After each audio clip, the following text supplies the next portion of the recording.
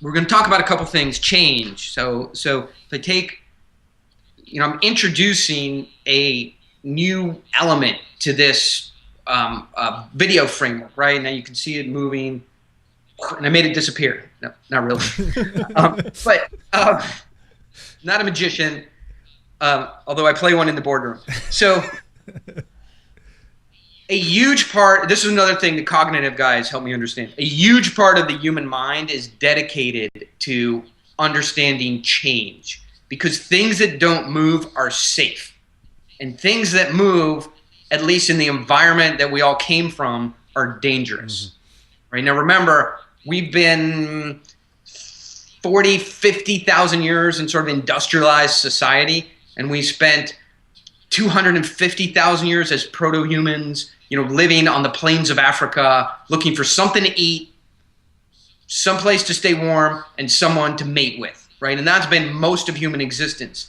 And in that environment, we wear clothes and use cell phones and do Skype. That's all very, very, very, very tiny part of human existence. Most of human existence was extremely dangerous. That's why the majority of the human mind is dedicated to detecting things that move.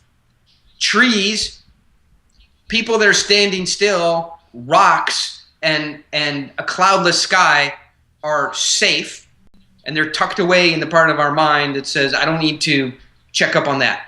Rustling bush, moving group of people towards me, a lion's roar, the rising rapids of a field, the running of an antelope, that stuff is important, and the human mind is built to detect it, right? Even in folks who are blind, there's even a piece of the mind where they can still see a little bit, even if they don't have the major optical nerves. The human mind likes to look out maybe through your ears. It wants to see movement and change, and we can detect rustling on our skin, of the wind and the grass. We seem to have this sixth sense. We're built to detect, look for, understand, interpret, and pattern make change.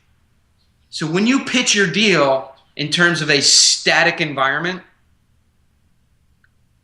it tends to be not interesting and doesn't get a lot of attention, right? So if you say, look, the markets are changing dramatically today.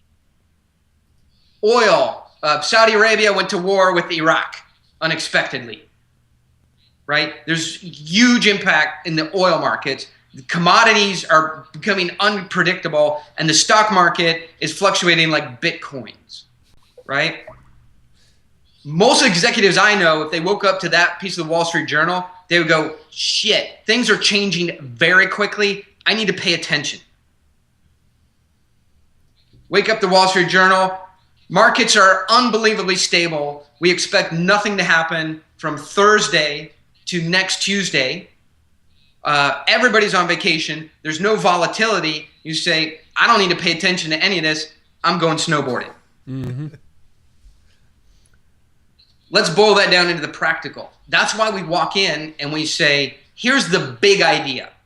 We do that to anchor the sense that there's a lot at stake here. Humans care about stakes. And then we say, these markets are changing dramatically, and we understand that change. And if you don't understand that change, you're at risk. I'll give you a good example. We just raised $7 million, a small round, for a company that develops security technology for Bank of America. Really easy pitch, right? Today, the Bank of America, the technology you use is basically a single form authentication, where you say, what's your birth date? Where did you open your account? What's your mother's maiden name? Yep. And what's the last four of your social security number? Well, a 9-year-old in Ukraine can look up that information. So that's not really any security. In fact, all the security you use is really public information on the internet. Anybody can get past it. All right. And so what's changing is across the world, people have access to the internet, know that they can break your security very easily. It's not like you got 1 or 2 penetrations. You're seeing millions of penetrations a month through your call centers, right? That's new. What's also new is the technology that we're able to do to get better authentications has completely changed because the networks have gone digital from analog. And so if you don't understand how this stuff works, it's likely that the job you have today will be taken by someone else 2 years from now. Yeah. You, the deciding manager. Because if you don't understand how dramatic these sweeping technical changes are, how they affect you, and if you're not able to communicate that to Bank of America, you're going to lose your job. All right?